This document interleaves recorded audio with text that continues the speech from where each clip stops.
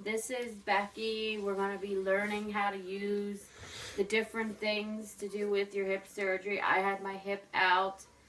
It's going to be 2 weeks tomorrow, which is Monday, and there's a lot of things that people probably don't know how they're going to survive, how they're going to live. And over there is the little potty area. You would need a commode, and it helps because it's very high, so your hip can sit down without bending. It's not supposed to bend.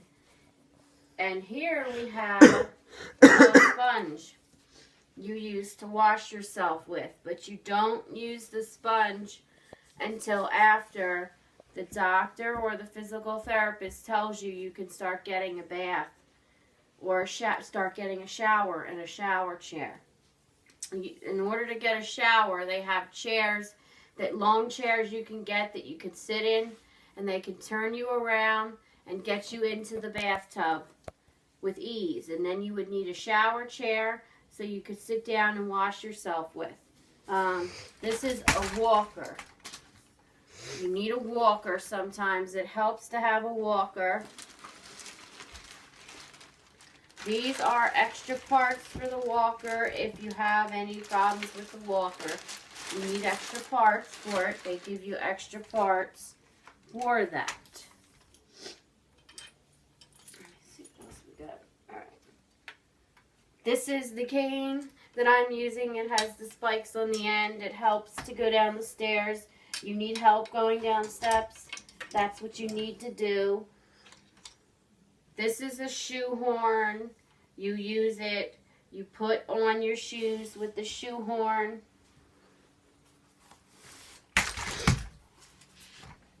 We're going to demonstrate how to use it one time to put the shoe on with the shoehorn. Put the shoe down here. You can hold the walker there if it helps.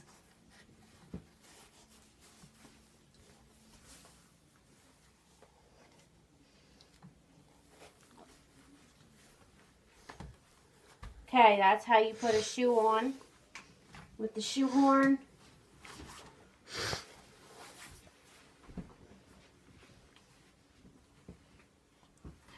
Let's smooth that out of the way. Shoehorns are very important because people cannot get their stuff on by themselves. If you drop something on the floor and you want to pick it up, you have a gripper. They give you a gripper for that. You need a gripper. You cannot bend down when you get out of hip surgery. They don't want you messing your hip up. And nobody wants to go back in for another hip operation because to start the process over again, it can be very painful. This is a stocking. This goes under your feet on the floor, and this is what goes over top of your feet. So you have to pull the stocking up so you can get it onto this shoehorn thing that I have in my hand. This is a shoehorn. It puts, or no, it's a, forget what it is. It's a sock horn or whatever they call it. It's for socks. It helps get your socks on. Because people with hip surgery can't begin to get their socks on.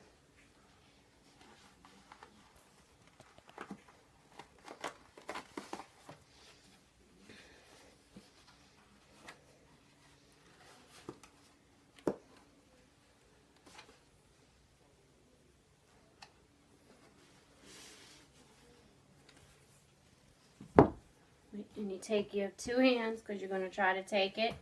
You're going to try to put it on. May take some time getting it on, but I've got it on now. And now I have to take the gripper and I have to grab the end with the gripper because I can't begin to reach all the way down there. I don't want to hurt my hip. And I begin to pull the stocking up as best it can without hurting myself. You want to pull the stocking all the way up, and you want to make sure it's all the way up over the incision area.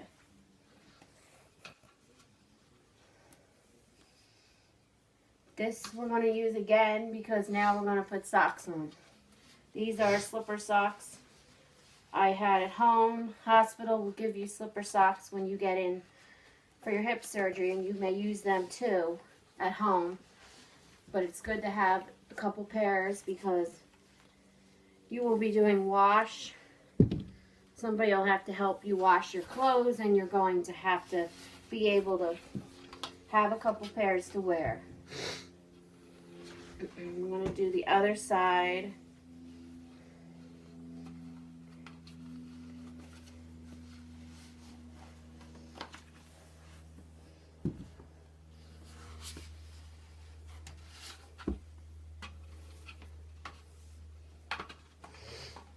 And I'm wearing loose fitted shorts and a top. These are pajamas, but I have a pair of exercise shorts that I could wear with a t-shirt, loose fitted shorts, and a nice, you should have a loose shirt. You should be relaxed while you're recovering because as it turns out, it's not all easy, simple like you think it is. And so if you are getting hip done, you should recommend going to the hospital. Might have stuff in their pharmacy. I went to Abington Hospital and they have stuff for you to get in a bag. It's called a kit. It's called a hip kit.